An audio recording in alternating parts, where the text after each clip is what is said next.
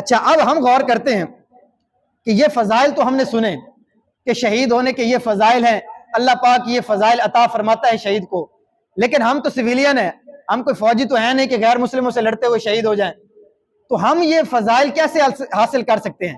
یہ سوال بندے کے ذہن میں آتا ہے نا، تو یاد رکھیں نبی کریم علیہ السلام کا مبارک ارشاد ہے، فرمایا کہ جو سچے دل سے شہادت کی دعا کرتا ہے اگرچہ وہ بستر پر ہی مرے، اللہ تبارک و تعالیٰ اسے شہید کا ثواب عطا فرما دیتا ہے۔ یعنی بندے کے دل کے اندر یہ سچی تمنا ہونی چاہیے کہ باری تعالیٰ مجھے موقع عطا کر، میں تیرے رستے میں لڑتے ہوئے اپنی جان جو ہے وہ قربان کر دوں۔ فرمایا اگرچہ وہ اپنے بستر پر ہی مر جائے، شہید نہ ہو، طبعی موت ہی دنیا سے چلا جائے، فرمایا پھر بھی اس کی اس نیت اور خواہش تمنا کی وجہ سے اللہ تبارک و تعالیٰ اسے شہادت کا ثواب عطا فرما دے گا۔ حضرت عمر فاروق رضی اللہ تعالیٰ عنہ، آپ کا یہ معمول تھا کہ آپ روزانہ جو ہے وہ یہ دعا کیا کرتے تھے، اللہم ارزقنی شہادتا فی سبیلک واجعل موتی فی بلد رسولک۔ ترجمہ کیا ہے کہ اے اللہ پاک مجھے اپنے رستے میں شہادت عطا فرما اور اپنے حبیب علیہ السلام کے شہر میں مجھے موت عطا فرما۔ تو یہ ہمیں معمول بنانا چاہیے۔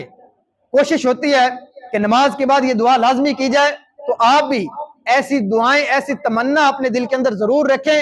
اگر بندے کو یہ شہادت نہ بھی ملی تو اس تمنا کی وجہ سے اللہ تبارک و تعالیٰ یہ مقام اور مرتبہ عطا فرما دے گا۔ اللہم ارزقنا شہادتا فی سبیلک واجعل موتنا فی بلد حبیبک صلی اللہ علیہ وسلم۔ یہ حضرت عمر فاروق کی دعا تھی، ہمیں بھی اس دعا کا لازمی جو ہے وہ مقبول بنانا چاہیے۔ دوسرے نمبر پر نبی کریم صلی اللہ تعالیٰ علیہ وسلم ارشاد فرماتے ہیں، جو میری امت میں فساد پھیلنے کے وقت میری سنت کو مضبوطی سے تھام لے گا، فرمایا اللہ تبارک و تعالیٰ اسے شہید کا اجر عطا فرمائے گا۔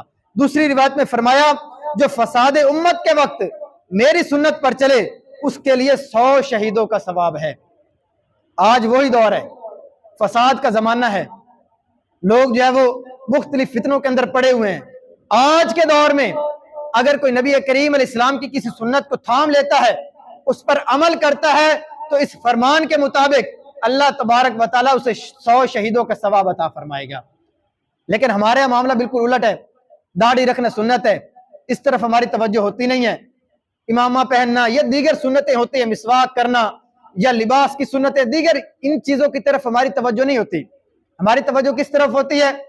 سوشل میڈیا پر اس وقت کیا چیز ٹرینڈنگ میں ہے، کون سا لباس اس وقت زیادہ استعمال ہو رہا ہے، کون سی مشرق کے اندر خبر رونما ہو گئی ہے، مغرب میں کون سا واقعہ ہو گیا ہے، اس وقت دنیا میں کیا چل رہا ہے، یہ ساری خبریں ہمارے پاس ہوتی ہیں، لیکن ہمیں معلومات نہیں ہوتی تو اپنے محبوب علیہ السلام کی سنتوں کی معلومات نہیں ہے۔